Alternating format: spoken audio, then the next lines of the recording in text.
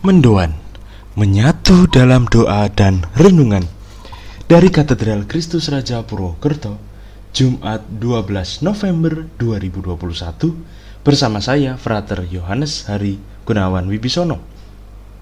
Saudari-saudari yang terkasih, salam sehat dan berkah dalam.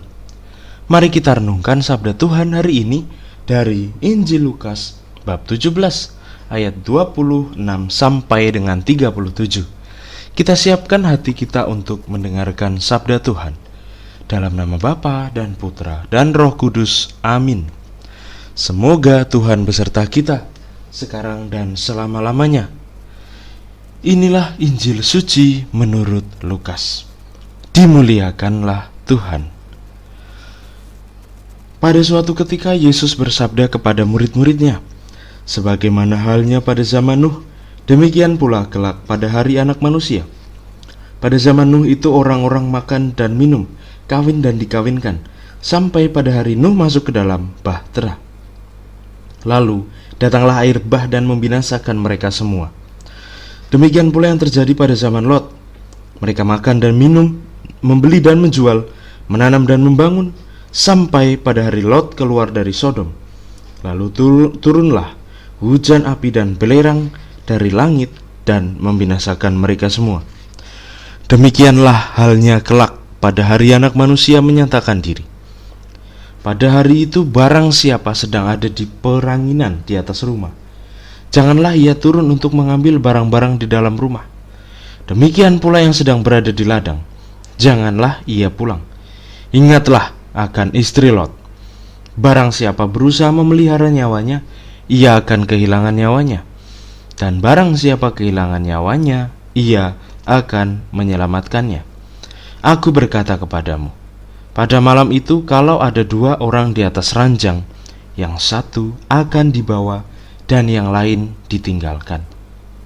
Kalau ada dua orang wanita yang sedang bersama-sama menghilang, yang seorang akan dibawa dan yang lain akan ditinggalkan. Kalau ada dua orang di ladang, yang seorang akan dibawa dan yang lain akan ditinggalkan. Para murid lalu bertanya, "Di mana, Tuhan?" Yesus menjawab, "Di mana ada mayat, di situ berkerumun burung nasar." Demikianlah sabda Tuhan. Terpujilah Kristus. Saudari-saudara yang terkasih, bacaan yang baru saja kita dengarkan mengajak kita untuk senantiasa ingat bahwa kita tidak boleh terlalu fokus pada hal-hal duniawi.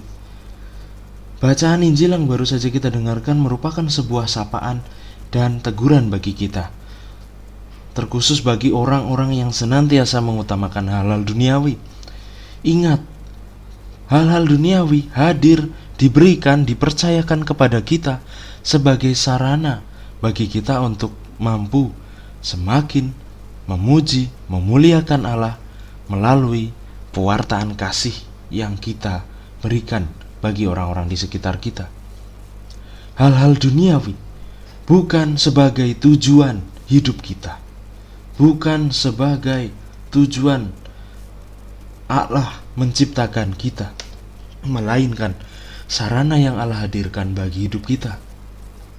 Maka patutlah kita kembali menyadari apa yang selama ini kita cari.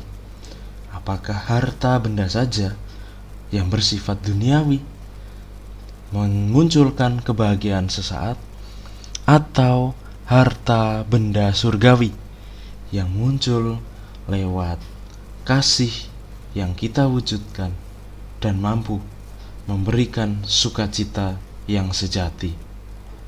Mari kita bersama-sama merenungkan kembali.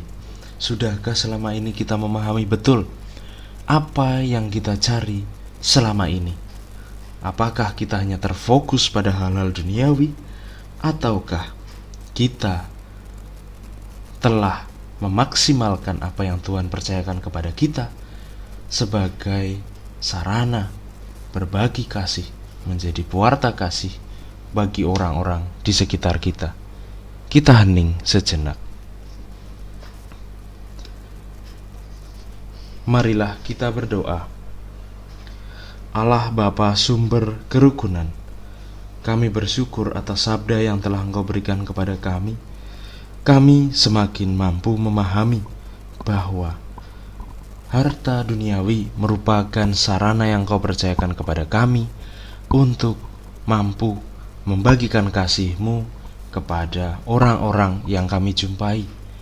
Kami mohon, berikanlah kami kekuatan agar kami mampu untuk senantiasa setia menjadi rasul-rasul kasih yang mampu mewartakan kasih dimanapun kami berada, sehingga hidup kami tidak menjadi terfokus dan terarah hanya pada harta duniawi saja, melainkan mencari harta surgawi. Ini semua kami mohon kepadamu ya Bapa, dengan perantaran Kristus Tuhan dan Juru Selamat kami. Amin. Semoga Tuhan memberkati kita, melindungi kita terhadap dosa, dan mengantar kita ke hidup yang kekal. Dalam nama Bapa dan Putra dan Roh Kudus. Amin. Selamat beraktivitas, Tuhan memberkati, dan salam mendoan.